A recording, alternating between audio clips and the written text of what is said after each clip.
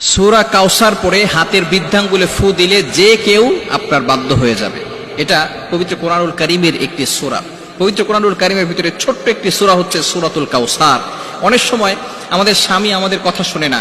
অনেক সময় কিছু মায়েরা, কিছু বোনেরা আমাদেরকে ফোন দিয়ে থাকেন, হুজুর আমার স্বামী পরকীয়ায় লিপ্ত হয়েছে, আমার স্বামী বিভিন্ন মেয়েদের সাথে কথা বলে থাকে।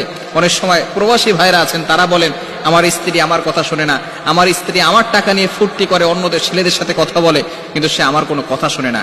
এই বিভিন্ন ভাবে যদি তারা অন্যভাবে চলে যায়, তাহলে স্ত্রীকে বাধ্য করার জন্য অথবা স্বামীকে বাধ্য করার জন্য এই চমৎকার একটি আমল যদি আপনি করতে পারেন, আমি আপনাদেরকে জানিয়ে দিব এই নিয়মটা কিভাবে করবেন।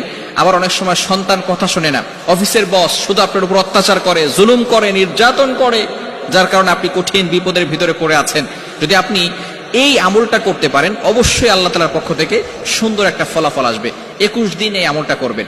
আমলটি করবেন কিভাবে আমি আপনাদেরকে ভালো করে বলে দিচ্ছি। প্রথমে আপনি ওযু করবেন, পবিত্র অবস্থায় থাকবেন, অবশ্যই পবিত্র থাকতে হবে।